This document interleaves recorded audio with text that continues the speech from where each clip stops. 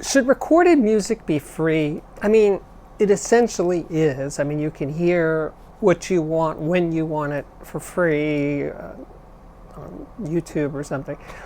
It's kind of everywhere. So by being free, is it worthless? As in, not worth anything? Not worth paying for? Well, that's the way it is. And I mean, where it stands right now, it seems that most musicians, unless they're very famous already, can't make much money from making an album or a song.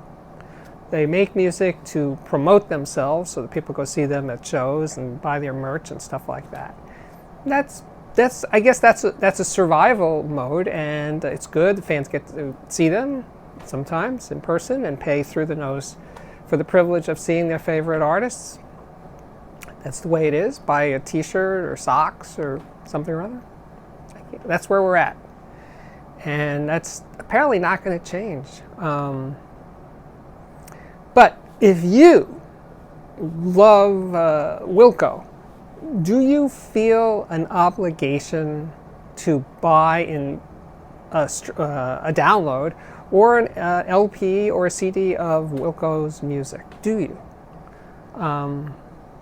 I do. Now, I'm not suggesting that because I do it, anybody else should. I think if you feel that you can support an artist by seeing their live shows and have no need to ever buy a CD or an LP or a t-shirt or anything, that works too. I mean, I don't want to be too moralistic about it, but I just think something's lacking. Does the artist see their recorded music as their legacy? You know, eventually the band breaks up or somebody dies or all sorts of things happen. Their creative juices run out. What's left? What is left? Now, in the previous way of things working, what was left was their legacy. And if the artist hadn't gotten screwed over, many do, many don't, they might make an income from their recorded music. From the music itself, from rights for commercials or movie soundtracks or something or other, they make music. And that part still exists. But I think what I'm circling around here is, does the fan of the artist, band, whatever, do they owe the artist, band, something by buying their recorded music? Sort of an encouragement. Yeah, make more recorded music. I think they do. I mean, in the old way of doing it, bands, big ones, famous ones, not so famous ones, basically made an album a year.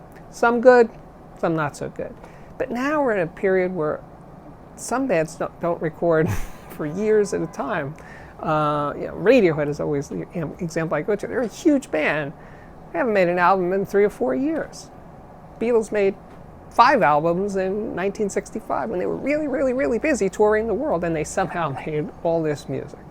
So it's a legacy thing. You know, I'm hung up on that by making albums, the band is keeping their creative juices flowing. There is a recorded record, literally, of their work that lives on after they go. Anyway, I think I'm babbling, but you get the point. Do you have a motivation to support the artists you love through buying their recorded music as a download, as an LP, as a CD, or something or other, an 8-track cassette? Do you? And buying used LPs and CDs doesn't count because the artist doesn't actually make any money when you buy them in a thrift store or online for $150 for an out-of-print LP. That's very nice, but it doesn't do anything for the artist. My name is Steve Guttenberg. This is the Audiophiliac Daily Show, and it does come up daily. Please, if you like it, subscribe to this YouTube channel, like the videos, share them, blah, blah, blah, blah. If you really like them, check out my Patreon page, which is at www.patreon.com/audiophiliac. See you soon.